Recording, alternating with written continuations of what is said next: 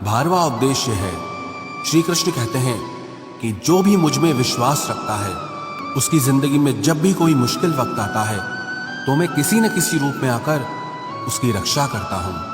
बस कोई मुझ पे विश्वास करके तो देखे। जब महाभारत का युद्ध चल रहा था तो दुर्योधन ने देखा कि भीष्म पितामह 5 पांडवों में से किसी को भी नहीं मार रहे थे। तो दुर्योधन ने भीष्म पितामह के पास जाकर कहा कि आप युद्ध तो हमारी तरफ से कर रहे हैं, लेकिन आपका मन पांडवों से जुड़ा है। आपके मन में सच्चाई नहीं है, आप अपने राजा की विजय नहीं चाहते हो। जब ऐसे कठोर वचन भीष्म पितामह से कहे तो वो क्रोध में भर गए। उन्होंने कहा, मेरी निष्ठा हस्तिनापुर के लिए है और तुम मेरी निष्ठा पे शक करते हो। मैंने अपना पूरा जीवन इस राज्य के लिए समर्पित कर दिया, और अगर तुम्हें मेरी निष्ठा पे संदेह है तो आज मैं प्रतिज्ञा करता हूं कि कल सूर्यास्त होने तक या तो अर्जुन नहीं रहेगा या फिर भीष्म नहीं रहेगा।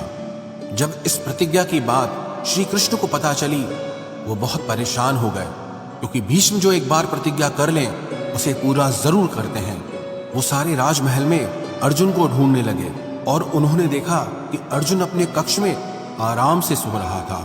श्री कृष्ण ने जाकर अर्जुन को नींद से जगाया कि अर्जुन, तुम इतना आराम से सो रहे हो। तो अर्जुन बोले, हे केशव, आज सारा दिन युद्ध करके मैं बहुत थक गया हूं। सोचा थोड़ी देर आराम कर लूं, कल फिर सारा दिन युद्ध करना है। तो श्री कृष्ण बोले, क्या तुमको पता नहीं कि आज भीष्म पितामह ने प्रतिज्ञा की है कि कल या तो अर्जुन नहीं रहेगा या भीष्म नहीं रहेगा। तो अर्जुन ने कहा, हे केशव, मुझे भीष्म पितामह की इस प्रतिज्ञा के बारे में अच्छे से पता है। तो श्री कृष्ण बोले कि जब तुझे अच्छे से पता है कि भीष्म पितामह ने प्रतिज्ञा की है तुम्हारा वध करने की, और उसके बाद भी तुम इतना आराम से कैसे सो रहे हो?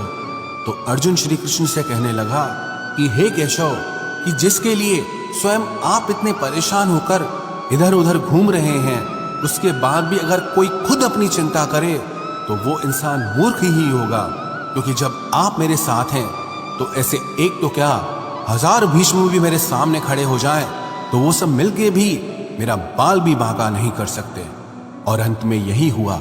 उस दिन भीष्म पितामह का वध हुआ और अर्जुन की जीत हुई।